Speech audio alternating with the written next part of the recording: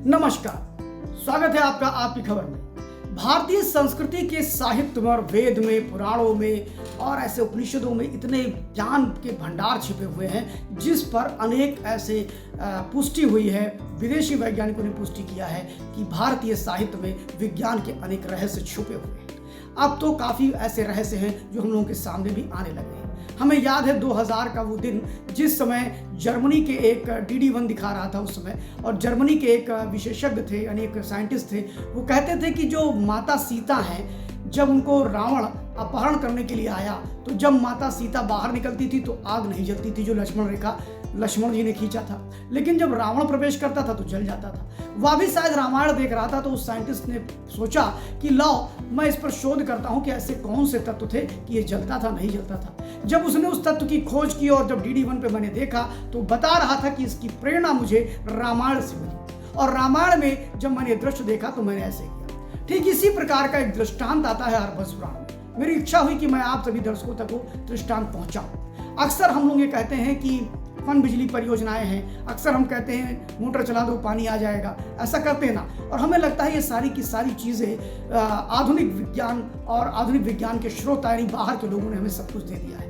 क्या भारत में भी पहले इस प्रकार की कोई सोच रही होगी? क्या भारत के मनुष्यों ने भी कोई ऐसा हमें हिंट दिया होगा? क्या भारत के मनुष्यों ने भी इसको लेके कुछ लिखा होगा? तो बिल्कुल आपको हम बताना चाहेंगे कि भारत के मनुष्यों ने हरबंस पुराण में इसकी चर्चा करी। हरबंस पुराण में एक जगह पर आया है कि ऋषि कहते हैं कि जल की योनि अग्नि और अग्नि की योनि जल। अब बात आती है जल की योनि अग्नि और अग्नि की योनि जल, ये है क्या?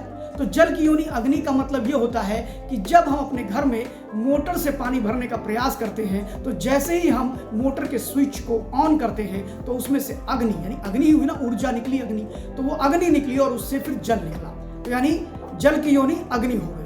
लेकिन वहीं पर जब हम देखते हैं कि बड़े बड़ी नदियों पर जो पन बिजली परियोजनाएं लगाई जाती हैं उससे बिजली निकलती है जो हम अपने घरों में प्रयोग करते हैं, प्रतिष्ठानों में प्रयोग करते हैं, तो वहां पर अग्नि की योनि क्या हो गई? जल। यानी हमारे मनीषियों ने, ऋषियोों ने बहुत साल पहले ही इस प्रकार के विजन प्लान को लेकर के बहुत बड़े संकेत दिए थे, और उसको लेकर के हमने कितना शोध किया ये हम पर निर्भर करता है। शायद इसीलिए देश के बहुत से विद्वान ये कहते हैं कि भारत के पुराणों में, वेदों में अनेक विज्ञान के रहस्य छुपे हुए हैं। और इसको भी हम ये बताना चाहेंगे कि दुनिया की जिस आधुनिक विज्ञान के लिए हम पश्चिम की दुनिया को सल्यूट करते हैं, आपको बता दें कि पश्चिम की दुनिया के लोग 16वीं शताब्दी यानी भारत पर शासन करने से पहले ये इतने आविष्कार क्यों नहीं कर पाए?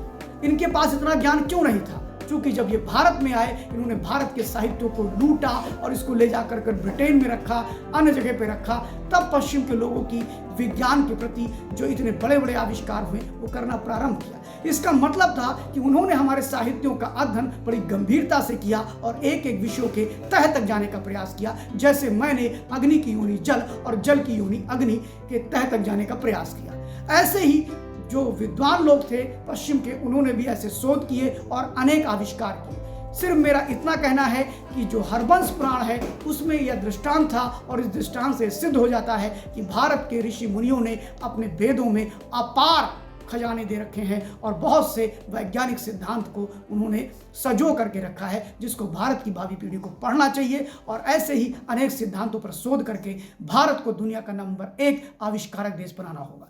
जी हाँ, आप इसी प्रकार के वीडियो देखने के लिए हमारे साथ जुड़े रहिए। मैं शिव द्विवेदी, देखते रहिए आपकी खबर। लाइक करिए, सब्सक्राइब करिए, बेल आइकन दबाना मत भूलिए। धन्यवाद।